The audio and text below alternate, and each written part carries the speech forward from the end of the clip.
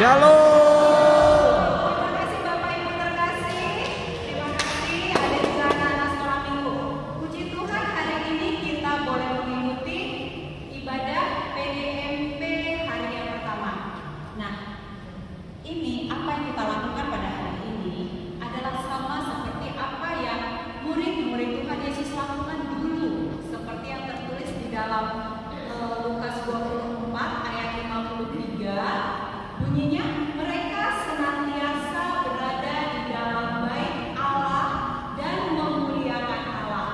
Begitu juga yang tertulis di dalam Kisah Para Rasul 1 ayat 14. Mereka semua bertekun dengan sehati dalam doa bersama-sama dengan beberapa perempuan serta Maria ibu Yesus dan dengan saudara-saudara Yesus.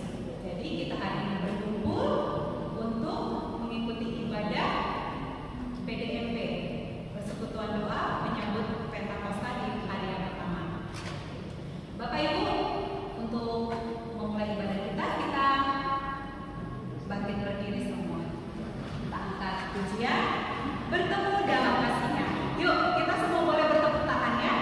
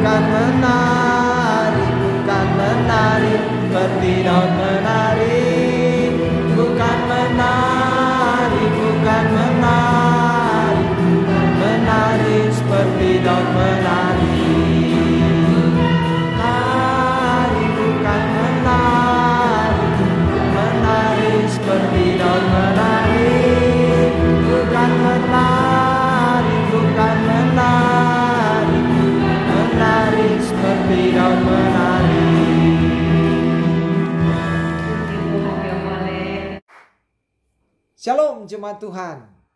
Kita bertemu kembali di kesaksian hari pertama persekutuan doa menyambut Pentakosta. Nah, pada hari pertama ini kita mau mendengarkan kesaksian dari ibu kekasih kita, Ibu Paulina Gasong. Sebenarnya saya tidak mau dan agak sungkan untuk mau cerita penyakit saya. Saya sudah beberapa kali untuk memberi kesaksian di GKI Sainal Sakse ini, tapi untuk kesekian kalinya apa yang menjadi kerinduan dari Pak Pendeta untuk berbagi pengalaman iman saya ke Bapak Ibu sekalian. Bukan saya mau ekspos penyakit saya, tetapi semoga apa yang saya cerita ini menjadi penguatan bagi Bapak Ibu semua, atau paling tidak menjadi masukan bagi Bapak Ibu untuk cerita saya ini. Saya kena pertama lupus autoimun, secara khusus penyakit SLE lupus dari tahun 2010. Tetapi waktu itu saya belum dideteksi. Saya 3 kali dirawat di Kartika dan akhirnya tidak ditemukan penyakit saya. Setelah saya dirujuk ke Jakarta, saya diperiksa lab ananya, dan setelah keluar hasilnya itu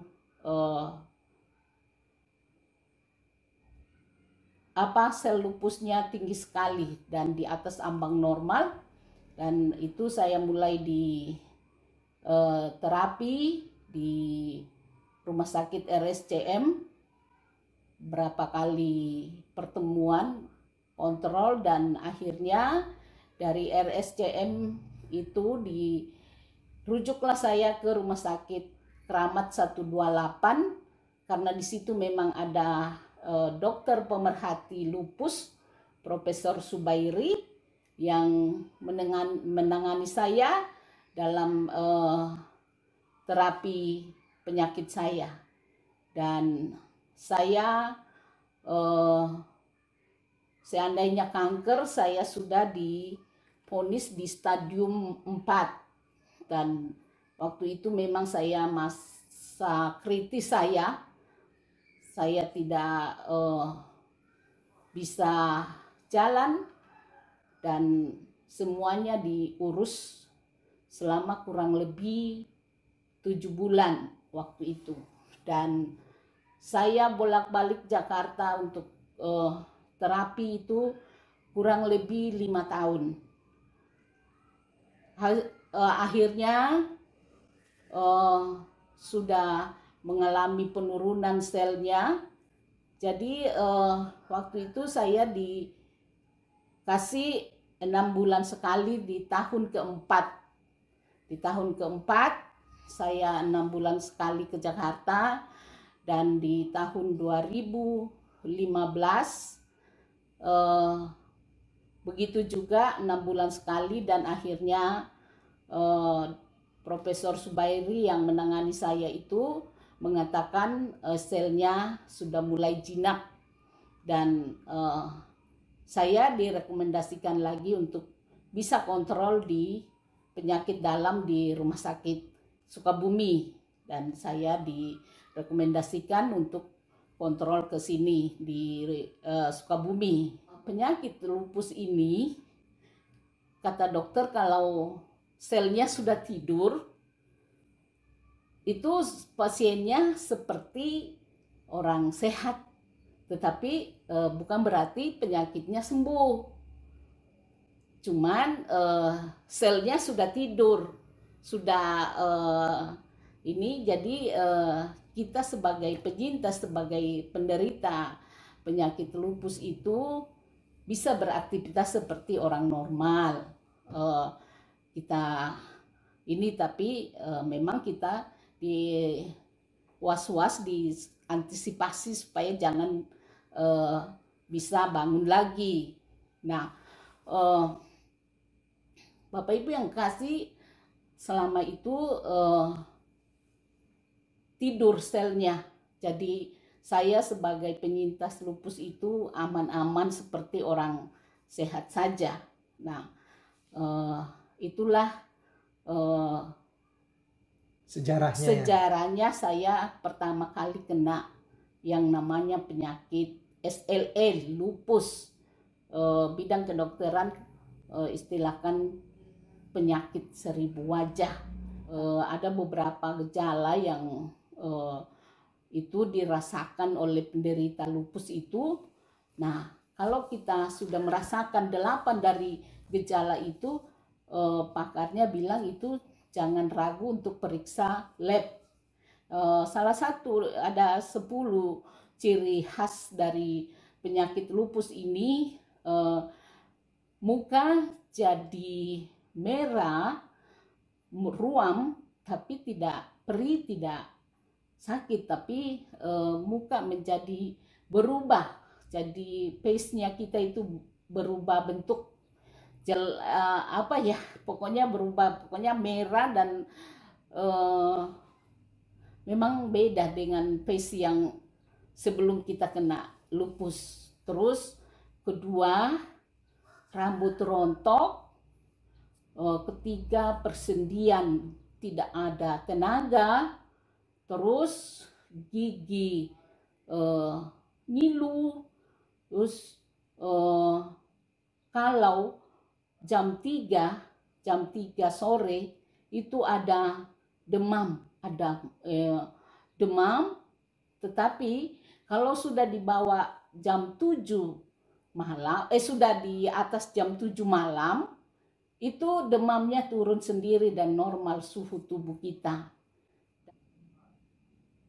Pengalaman iman saya sejak saya kena penyakit lupus ini menjadi kesaksian iman pribadi saya bahwa Tuhan baik. Yeah. Apapun keadaan kita, Tuhan baik, dan pegang firman Tuhan yang saya tidak tahu dari di mana kitabnya, tapi saya remahnya aku dapat bahwa Tuhan berjanji tidak akan pernah meninggalkan dan tidak pernah akan membiarkan, asal kita tetap setia kepadanya apapun masalah kita. Dan juga saya ingat bahwa Rasul Paulus juga pernah katakan justru dalam kelemahan, justru dalam kelemahanlah kuasa Tuhan semakin nyata. Ya, dan itu yang membuat saya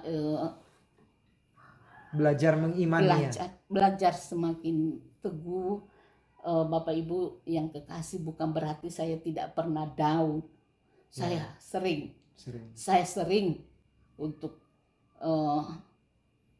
bahkan saya sering protes sama Tuhan, komplain sama Tuhan. Kenapa Tuhan? Sepertinya aku sudah capek Tuhan. Tapi Tuhan, saat perasaan seperti itu datang, saya selalu diingatkan firman Tuhan yang tadi saya katakan bahwa Tuhan berjanji tidak akan pernah meninggalkan dan tidak akan pernah membiarkan. Akhirnya kembali lagi kuat. Dan tidak gampang memang Bapak Ibu menghadapi suami yang juga tidak berdaya, menghadapi diri sendiri juga yang butuh perhatian khusus. Tetapi itu saya, iman pribadi saya perkatakan, firman Tuhan tidak akan bohong, Bohong. tidak bohong. Tidak bohong. Firman Tuhan ya dan amin. Iya. Ya, itu kalau kita betul-betul berserah sama Tuhan. Terkadang kita rasa khawatir, memang ada, itu sifat manusia. Tapi terkhusus dalam biaya ekonomi rumah tangga, kadang rasa khawatir ada. Iya. Rasa khawatir ada. Tetapi tangan Tuhan tahu apa yang kita butuhkan. Dan itu yang menjadi kesaksian saya dan keluarga saya selama ini. Kesaksian iman kami. Dari segi suami saya terima pensiun memang, tapi secara manusia tidak cukup. Iya. Pasti tidak cukup. Tetapi kalau kita berjalan dengan iman, cukup. Iya. Dan firman Tuhan katakan, cukupkanlah apa Iya. yang ada padamu. Iya. Ya, Iya. Pak Pendeta. Iya, betul Itu. sekali. Itu yang Bapak Ibu yang kasih dalam Tuhan, mungkin itu kesaksian saya pribadi dan keluarga saya dalam menghadapi pergumulan sakit penyakit. Dan saya katakan kuasa Tuhan nyata, tidak pernah meninggalkan kami. Iya.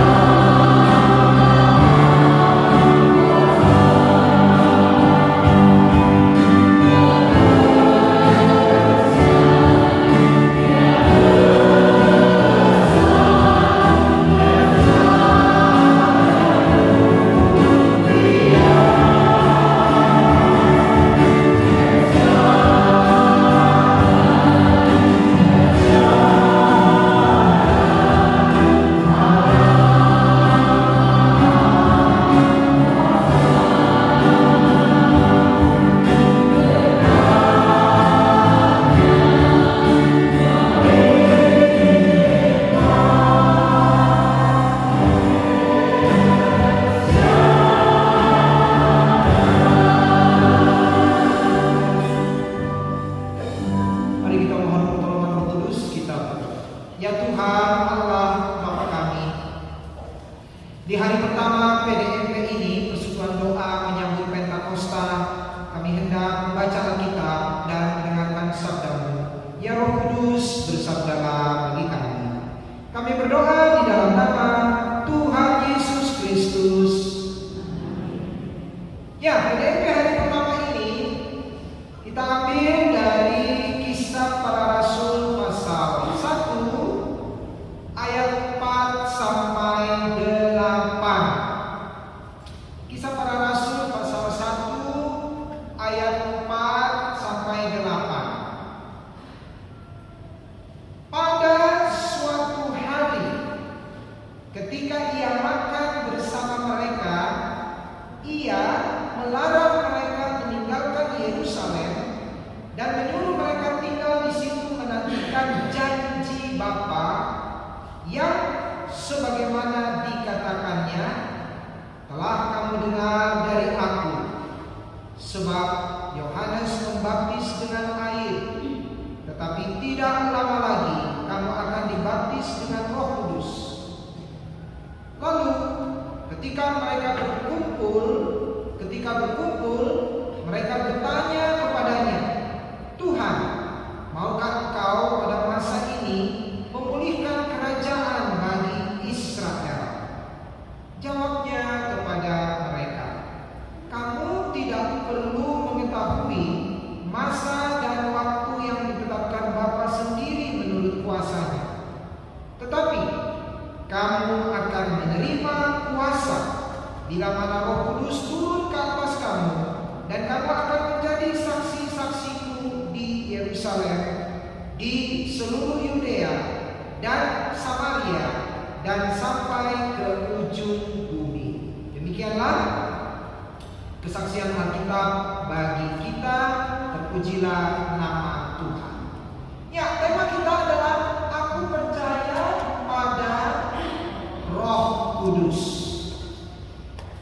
Ya, tema ini tentu saja kita dasarkan pada perkataan Tuhan Yesus sebelum Tuhan Yesus naik ke surga. Ya, jelas tadi dia berkata, tetapi kamu akan menerima kuasa kalau Roh Kudus turun ke atas kamu. Artinya apa? Artinya para murid diminta menunggu datangnya Roh Kudus. Nah, menunggu, kita semua pasti tahu, menunggu itu merupakan hal yang tidak mudah, tidak menyenangkan. Kalau karyawan menunggu gajian, gimana rasanya? Biasanya menunggu gajian itu tanggal-tanggal berapa? Sehari sesudah menerima gajian, menunggu lagi. Ya, biasanya pertengahan bulan ya. Aduh, kapan nih gajian lagi? Kapan nih? Ya. Kalau anak pekerja dan pemuda, menunggu kepastian jawaban orang yang kita taksir. Ini kemarin saya nembak, jawabannya gimana ya? Menunggu. Kalau kita mau bepergian, menunggu datangnya apa ya? Datangnya jemputan, datangnya bis atau kereta. Memang menunggu itu sesuatu yang tidak mudah, tidak menyenangkan. Terkadang proses penantian itu mendatangkan rasa takut dan cemas. Kalau hal yang lama kita nantikan itu ternyata pada waktu datang itu tidak sesuai dengan harapan. Ya, tidak sesuai dengan yang kita selama ini bayangkan. Akhirnya timbul kecewa. Nah, saat sedang menunggu sesuatu itu, biasanya orang kemudian memikirkan skenario-skenario buruk yang mungkin terjadi. terjadi. Misalkan kalau bis, waduh jangan-jangan bisnya ada sesuatu nih sehingga terlambat. Kalau kereta api, kalau mau gajian, aduh jangan-jangan perusahaan ini nih mau bangkrut nih, jadi gaji tertunda nih. Wah udah tuh macam-macam tuh skenario buruk muncul dalam pikiran. Nah saudara-saudara, bacaan kita hari ini yang diambil dari Kisah Para Rasul tadi juga bicara soal penantian atau menunggu. Dalam bacaan tadi jelas Tuhan Yesus memberi perintah penting kepada para murid, yaitu menantikan janji Allah Bapa, yaitu datangnya pribadi Allah Roh Kudus. Ini sengaja saya memakai istilah pribadi karena banyak orang berpikiran Roh Kudus itu hanya soal semangat, spirit. Padahal Roh Kudus itu adalah pribadi, Allah yang berpribadi. Nah, Allah Bapa menjanjikan bahwa pribadi Allah Roh Kudus itu akan datang, akan turun ke dalam dunia.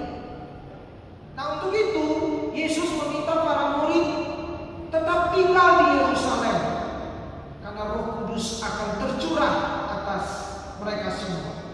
Ini bukan hanya perintah untuk menunggu, tetapi juga ini adalah undangan untuk percaya.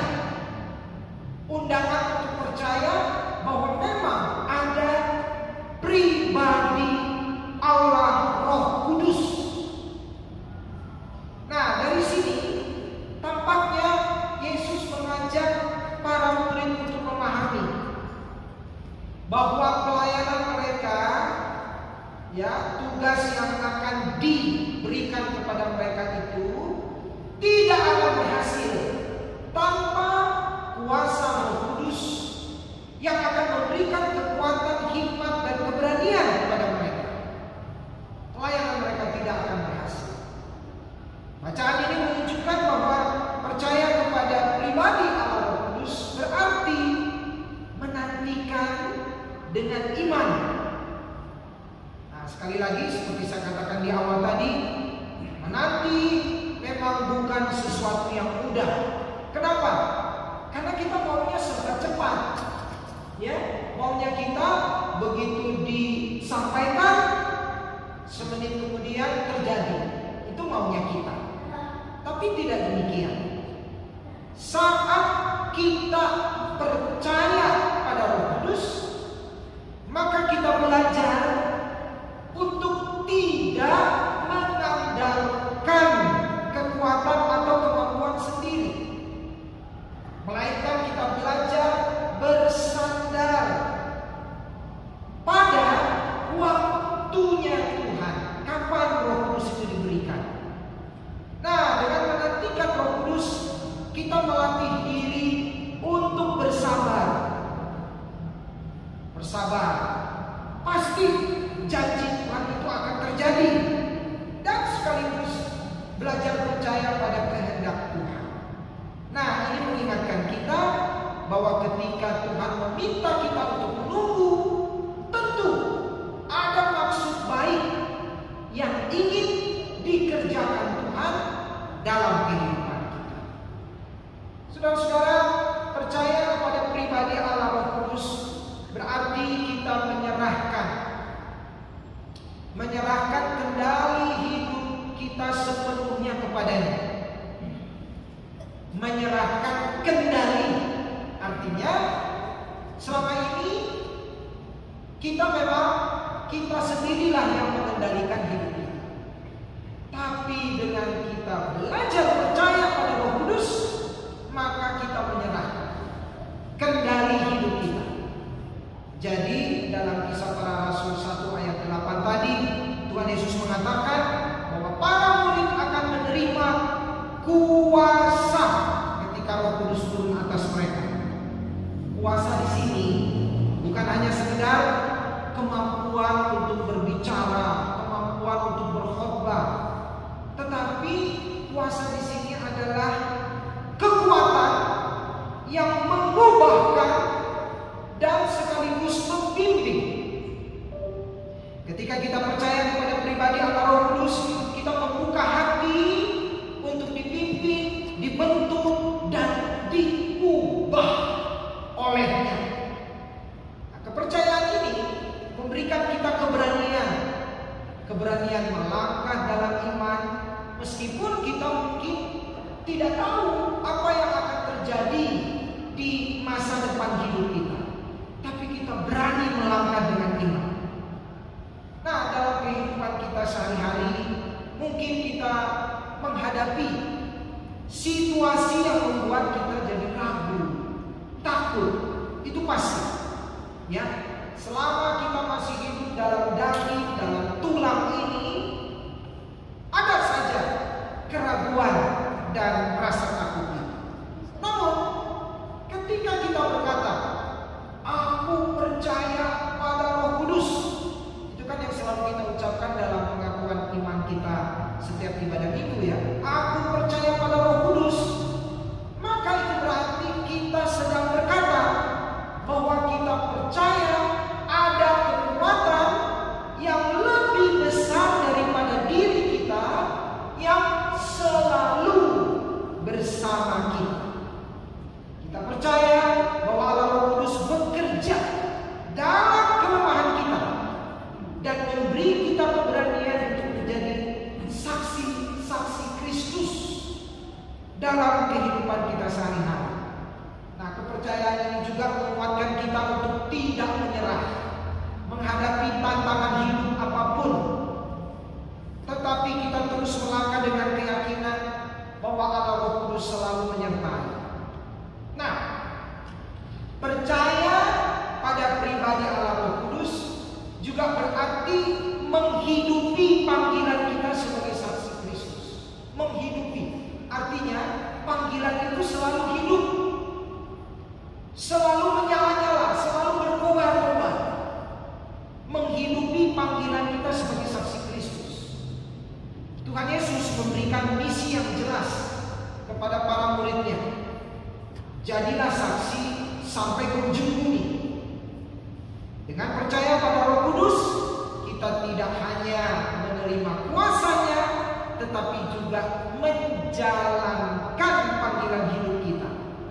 Dan panggilan hidup kita itu bukan hanya ngomong, tetapi juga bagaimana kehidupan kita mencerminkan kasih dan kebenaran Tuhan.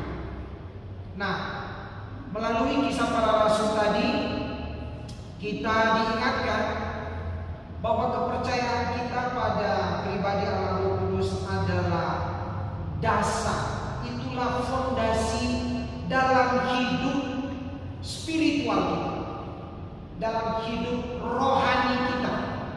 Ini dasar. Dengan berkata aku percaya pada Roh Kudus, berarti kita menempatkan semua harapan, menempatkan iman kita pada kuasa Roh Kudus. Biarlah Roh Allah itu bekerja dalam diri kita, memberikan kita kekuatan, keberanian untuk hidup sebagai saksi Kristus. Dengan percaya pada pribadi Allah Roh Kudus, itu berarti kita mau membuka hati untuk dipimpin dan dibentuk sesuai dengan kehendak-Nya, ya, membuka hati untuk hidup dipimpin dan dibentuk. Nah, apa hasilnya? Apa hasilnya kalau kita membuka hati? Alkitab mengatakan kita akan menghasilkan buah roh. Apa itu buah roh? Kasih. Ada berapa buah roh? Kasih, sukacita, damai sejahtera, kesabaran, kemurahan, kebaikan, kesetiaan, kelemah lembutan, penguasaan diri. Ada 9 buah. Ya. Jadi barang siapa atau siapa saja yang membuka hati menerima tuntunan Roh Kudus, pasti dia menghasilkan 9 buah. Nah, menarik sekali tadi kesaksian Ibu Paulina Gasso. Bagaimana ia dari 2010 berjuang mengatasi penyakit autoimun, lupus, dan perjuangannya juga ditambah lagi mendampingi suami Bapak Luther Tombilangi dalam ketidakberdayaan sang suami. Wah, ini sungguh luar biasa. Walaupun dalam penderitaan yang berat, Ibu Paulina Gassot tetap memiliki kasih. Ya, berarti ada buah roh kasih dalam dirinya. Ia dapat merasakan kebaikan Tuhan. Nah, itu ada buah roh kebaikan Tuhan. Ia belajar setia. Nah, ada kesetiaan. Ia tetap bermurah hati. Jadi Ibu Paulina Gassot ini kalau nggak salah dia tetap setia loh, memberi persembahan bulanan. Ya, ia tetap setia, sabar. Iya, ini kesabaran ada juga tuh ya. Sabar dalam perjuangan. Dia yakin betul bahwa firman Tuhan dalam kitab Nabi Yesaya, ya, Yesaya 46, Tuhan tidak pernah meninggalkannya. Yesaya 46 ayat 4.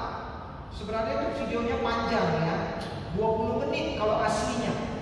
Tetapi mengingat waktu kita dibatasi 10 menit, di Yesaya 46 itu dia meyakini betul. Dia mengatakan, Yesaya 46 ayat 4 berkata begini, sampai masa tuamu, aku, kata Tuhan, aku tetap sama. Dan sampai putih rambutmu, aku menggendong kamu. Aku telah menjadikan dan akan menanggung kamu. Aku akan memikul dan menyelamatkan kamu. Satu ayat lagi yang dia yakini bahwa dalam kekurangan ia ingat Tuhan memelihara hidupnya dan Tuhan mengajarkannya untuk mencukupkan diri dalam segala hal.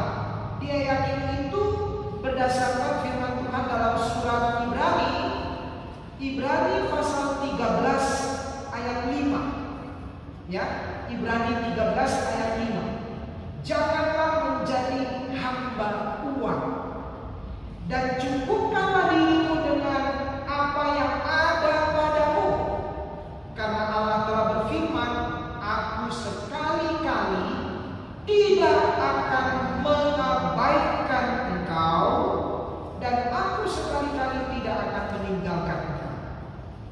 Nah, jadi kesaksian hidup keluarga Luther Tombilangi dalam hal ini disampaikan oleh Ibu Paulina Gassot sungguh luar biasa.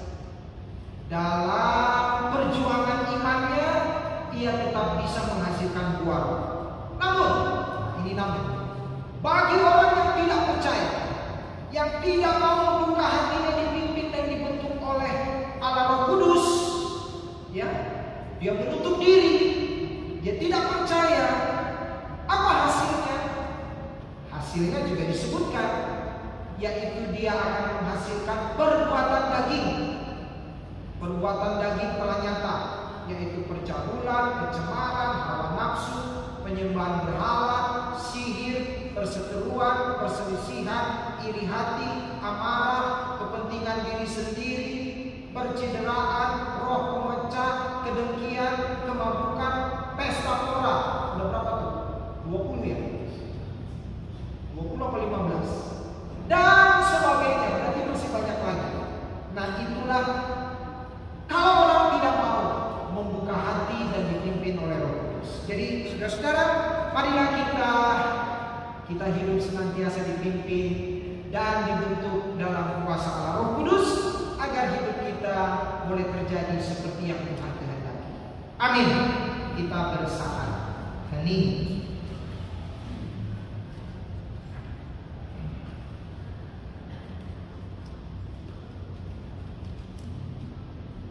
Amin.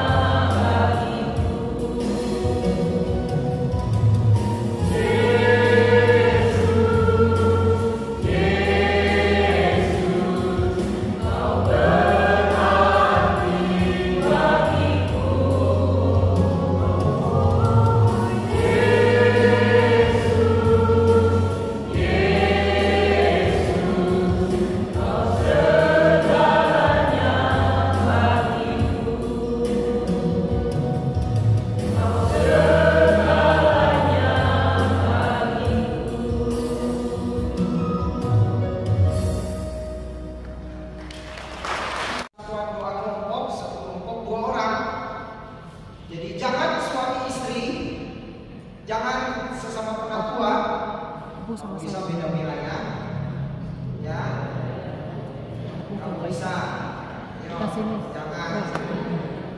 Nah, doa kita di hari pertama ini adalah pengurus komisi anak dan pengurus komisi lansia. Ya, jadi silakan yang satu mendoakan komisi anak, yang satu lagi mendoakan komisi lansia. Tentu kalau komisi anak, gurunya, anaknya, suami ibu ya, dan orang tua. Kalau pengurus komisi lansia, pengurusnya dan anggotanya. Ya, silakan.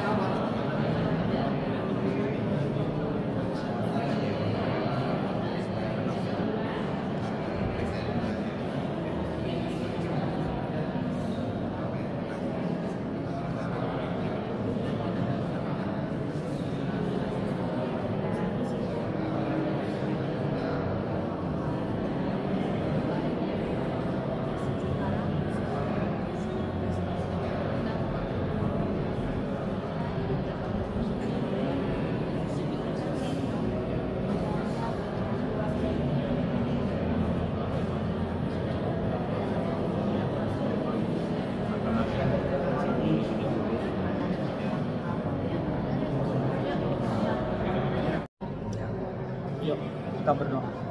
Terima kasih Tuhan untuk kebaikan-Mu.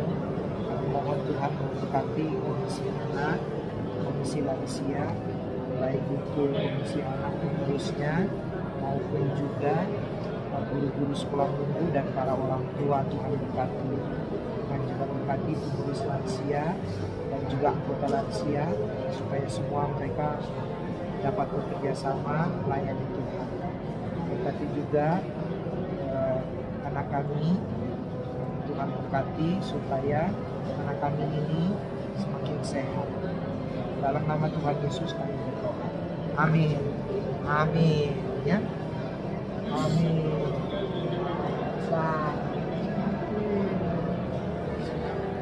Saya saling mendoakan. Bapak Ibu, kita sudah tiba di penghujung ibadah kita pada malam hari ini. Tadi kita sudah mendengarkan firman Tuhan, kita sudah memuji Tuhan, kita juga sudah saling berdoa, sudah saling memohon. Tentunya sudah ada perubahan, ada yang berubah ya Bapak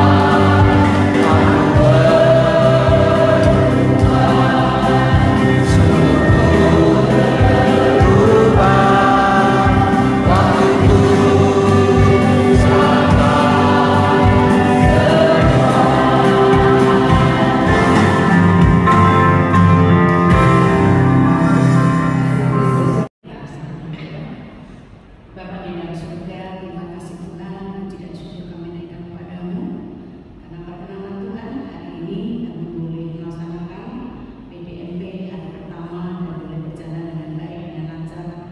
Dan terima kasih untuk firman Tuhan, untuk puji-pujian yang boleh kami naikkan, biar bukan hanya mulut bibir kami, tetapi dari hati kami yang paling dalam.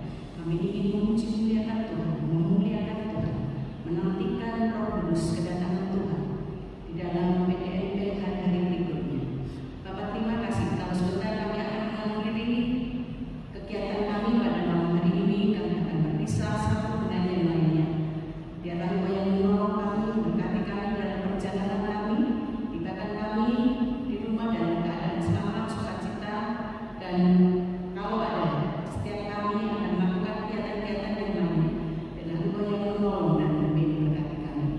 Bapak, sebentar kami akan menikmati perjamuan kasih, menikmati makanan yang sudah disediakan. Dalam Tuhan yang menguduskan setiap makanan ini supaya melalui makanan kami boleh dikuatkan. Nama Tuhan dipuji, dimuliakan. Kami juga berdoa Tuhan untuk setiap orang-orang yang sudah menyiapkan makanan ini. Engkau berkati mereka Tuhan seperti berkati kami. Terima kasih Tuhan. Akhirnya seluruh doa kami serahkan hanya di dalam nama Tuhan Yesus Kristus. Amin. Bapa, terima kasih.